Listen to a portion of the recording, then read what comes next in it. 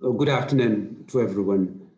I'd like to start by joining the others who have expressed their condolences for the passing of Professor Gallo. Professor Gallo was one of those persons who inspired us as young generations who got involved in climate service in particular. And so it is upon us to continue the baton he left. It's upon us to continue doing the work he started so that the communities in Africa, the people in Africa, start benefiting or fully benefiting from the advantages of effective climate services. With that, I'd like to move on to my presentation. I confess I was very naive when I accepted to speak to the topic which I was given by the organizers. The organizers, in fact, packed 3 topics in just one topic. We have the state of climate services, state of multi-hazard early warning systems, and alerting protocols. Each of these 3 topics for a full presentation by themselves. So I'll try to do my best to give you an overview of the 3 elements I was asked to talk about. And I'll do that by starting with a brief context. Then I'll concentrate on the state of climate services, and eventually I'll also talk about the common alerting protocols. But as a context, I'd probably like to clarify or define what we talk about when we refer to climate services. And the climate services I'm going to talk about today are going to be basically characterized by a set of competencies. A set of competencies that countries and individuals need to have in order to provide climate services. Here you'll see that I've put to the left of this diagram a number of competencies or a number of capacities that are required. And based on these capacities or competencies, the World Meteorological Organization conducted a survey of all its member countries, and we came up with 4 categories in terms of the abilities of countries in fulfilling these competencies or capacities.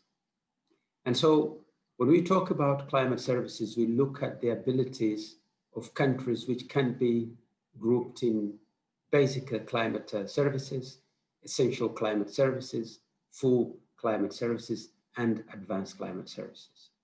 If you wish, you could look from top to bottom. The very basic climate services correspond to the 3 initial activities: climate observations, climate data monitoring, and interaction with users. And as you move down, increasing the capacity or the capability, we start covering all the elements of the competencies required to provide climate service. Next. Now, to provide climate services, we need to have building blocks, which should underpin the entire value chain for the production and application of climate services. Without these building blocks, it is extremely difficult to develop and apply effective climate services.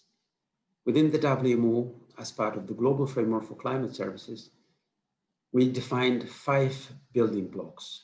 The first being the user interface platform, the second being the operational system, the climate service information system, the third, observations and monitoring, because without observations, we cannot think of development of climate services.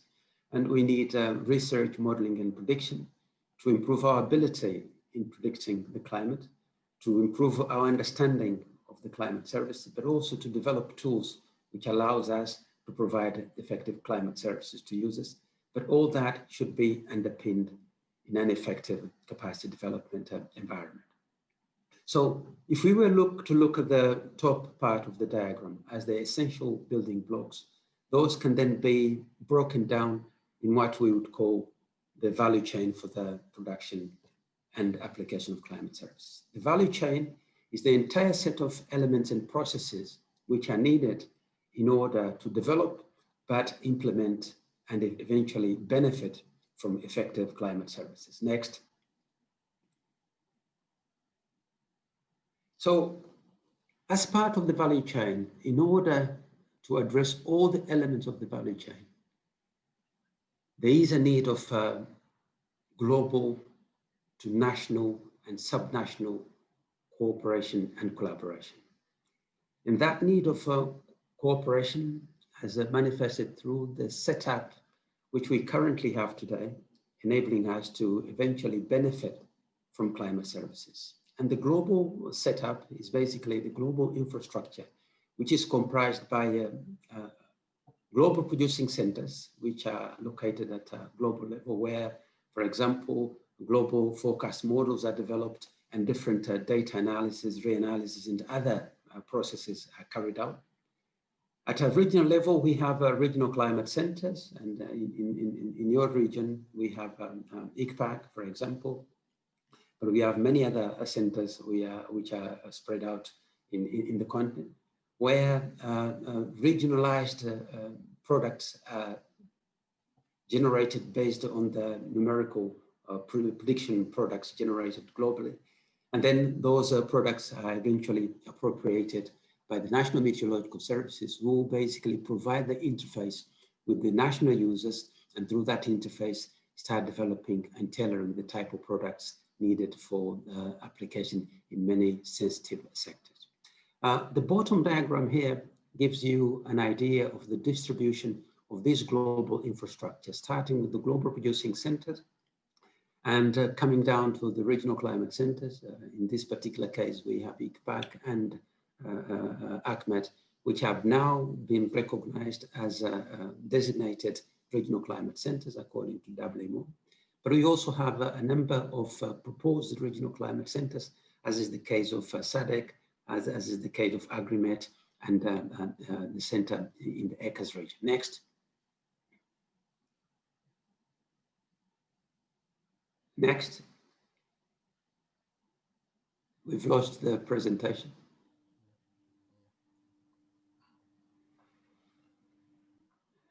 Next. So in this exercise, I'd like to highlight one particular institution which plays an essential role. And that is the National Meteorological and Hydrological Services, who at the national level provide the observations needed to support climate services efforts, provide a contribution to the research to understand and enable enhancement of predicting capability. They generate different products and services by interacting with the users, tailoring products and services. They provide a capacity development to their partners, but also to their users in being able to interpret and utilize a climate service, and also contribute to many different activities, such as, for example, the National Climate Outlook Forums, the National Climate Forums, and many others, in making sure that climate services are effectively developed and applied. Next. Now, when we talk about climate services, it is important to note that when we started, and I'll talk to that much later, we saw climate services as something from months to seasons. In the past 20 years, particularly in the past 10, there's been major developments which have resulted in, for example, developments that are now enabling the generation of decadal predictions. These are now becoming operational. And in the last 5 years or so, there's been another major development, which is the development of products from the seasonal to sub-seasonal scale, which are concentrated around the 2-week to a month period. So with these developments from 2 weeks to decades, it is possible to start talking about seamless provision of weather and climate services. And this is very important because climate services is, as many say, is what you expect and weather is what you get. So if you have a climate product, a climate service, climate information, you need to calibrate that climate information with either sub-seasonal forecasts or predictions. And as you get closer to the predicted time, you need to use weekly forecasts, daily forecasts, and eventually hourly forecasts. And depending on the time scale you are, depending on the time scale you want to apply, there are many different applications and benefits which can be generated from, for example, immediate life protection all the way to ecosystem and eventually long-term policy and planning development. Next slide. Now, with that context, I'd like to come down to the crux of this presentation. And for us to address climate services, and I'm going to concentrate mostly on climate services in Africa, we need to have an understanding of where we've come from. And in Africa, and basically all around the world, we could say with a certain degree of confidence that we've come from Kadoma, Zimbabwe, where in 1997, for the first time, Climate Outlook Forum was held. Because of the success of that Climate Outlook Forum, the Seasonal Outlook Forum, which was conducted in Kadoma, started spreading out across the globe. You see the initial forums depicted in gray or darker blue or darker green. We started in Southern Africa, and with Southern Africa, we had the Greater Horn of Africa implementing the climate outlooks. Then we went to Central Africa, West Africa, North Africa, and from there we expanded across the world. It is important to understand where we've come from because that helps us to characterize the type of products we've known when it comes to climate services. The Climate Outlook Forum, which we are familiar with, would generate the type of maps which I've put in this diagram to the bottom of the diagram, where you could see the probabilities for occurrence of a particular category of rainfall in particular, or temperature in a particular region.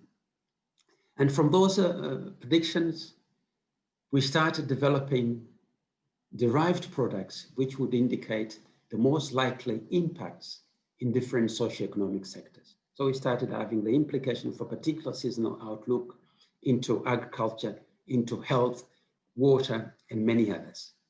Those implications became key to the development of contingency plans in many parts of the continent and in many countries. The Climate Outlook Forums also provided a beautiful environment for the interaction between users and providers.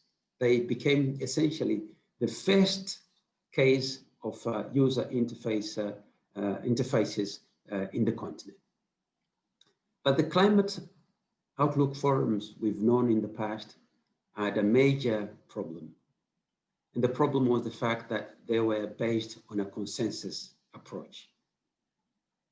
They had a subjective element in their development.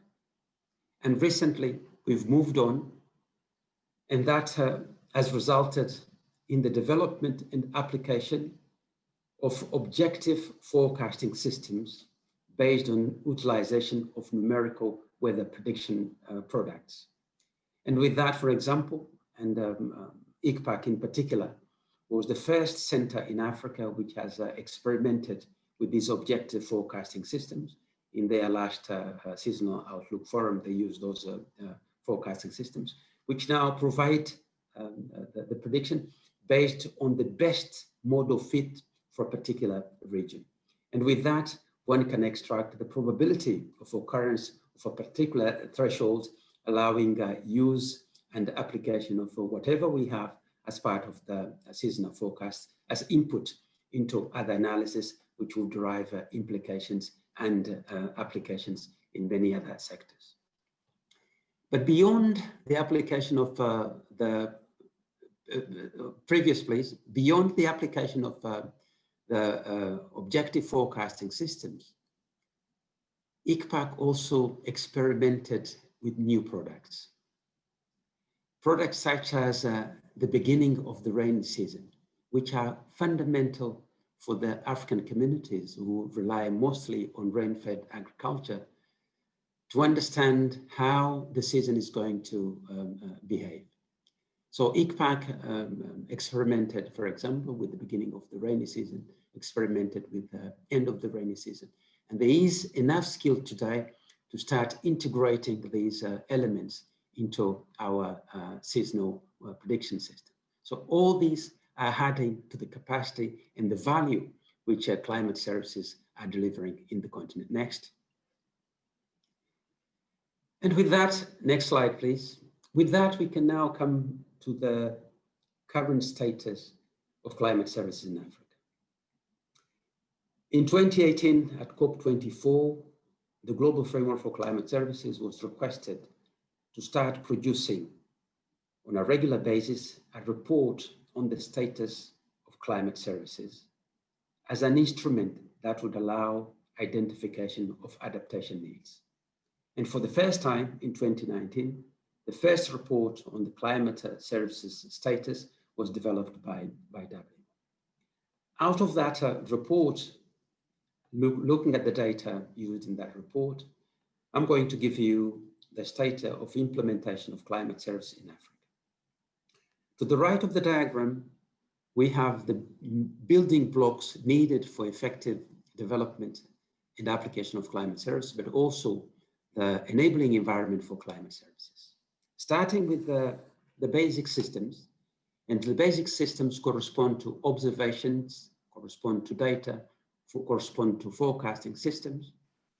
We see that the majority of countries in Africa fall under the basic category. Basic category, which is associated with my first slide, where we characterize the competencies and capabilities needed for the provision of climate services. We have some countries who provide essential capabilities, but we have very few countries within the basic systems category able to provide full or advanced capabilities. When we come to user interfaces, which are the mechanisms or platforms that allow interaction between users and providers, we also see that this interaction between users and providers, med services and users, is still very incipient, because the majority of countries have only basic capabilities in terms of user interfaces.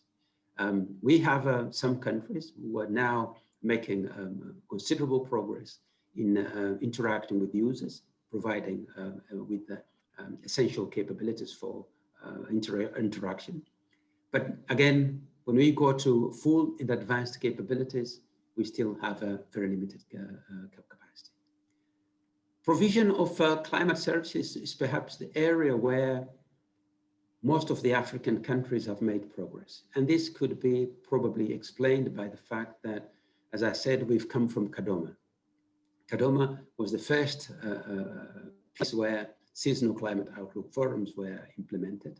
And because of that, and because of the support and capacity development carried out by the regional climate centers, in particular ICPAC, and then the SADC Drought Monitoring Center, now SADC Climate Services Center, we've had a greater utilization of climate services. And so we see some competencies when it comes to climate services, whereby most of the countries are providing essential climate services, and we have a considerable number with full capabilities in terms of their ability to provide climate services. Where we do have sorry, Mr. Lucio, I am a bit tight with time. Could you wrap it up? Where we have limited capabilities is in our ability to assess or value the contribution of climate services to socioeconomic development. Next. Next slide, please. The second element I'd like to talk to is the multi-hazard early warning systems capabilities in Africa. Again, here, we see that only 30% of the countries who responded to the survey we conducted in developing these report. Out of the countries in Africa, we had 46 countries who responded, indicated ability in implementing multi-hazard early warning systems. These, however, refers to multi-hazard early warning systems and not to warning systems. Countries might have early warning systems, but they do not have multi-hazard early warning systems. And here we see that the majority of countries have indicated they either don't have a multi-hazard early warning systems or no data was available. But specifically, where we see the elements of a multi-hazard early warning system, we see that Africa is doing probably fairly well when it comes to disaster knowledge, risk knowledge. Is doing well when it comes to detection, monitoring, analysis, and forecasting. But we have limitations in terms of warning capabilities, uptake of warning capabilities. But most importantly, our ability in terms of preparedness and response is even more limited. So there's need of using the information generated and disseminated through the early warning systems in preparedness and response mechanisms. But the message I'd like you to take home here is the fact that multi-hazard early warning systems in the continent are somewhat lower compared to all the other regions around the globe. And eventually, the preparedness and response capability of the continent is quite limited. Chair, just to conclude, I'll go very briefly on two slides. I would be happy if you conclude in the next minute, so then we can come later, maybe if the time permit. Next slide, please. Next slide, please. Next slide. Next slide.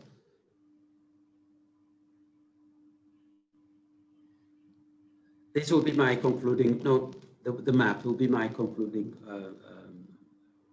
graph. Please display the map. The map represents the status of implementation of the Common Alerting Protocol. The Common Alerting Protocol is a protocol that allows the dissemination of a warning through different platforms. And this is critical in ensuring implementation, for example, of multi-hazard early warning system, but also in ensuring that the world can exchange messages. And on this diagram, I want to leave with you, you have the status of implementation of multi-hazard common alerting protocols around the globe and in Africa. And you see that there are very few countries in Africa who have an operational common alerting protocol, though we have a few other countries where there are efforts being developed to operationalize the common alerting protocol. And I'd leave you with this, indicating that it is important that countries utilize or implement common alerting protocol. The WMO provides support in the implementation of common alerting protocol, and we are happy and ready to support those countries who might need and require assistance in implementing the common alerting protocol as part of the process of implementing multi-hazard early warning systems and making sure that they have appropriate communication systems for conveying and exchanging their warning-related messages.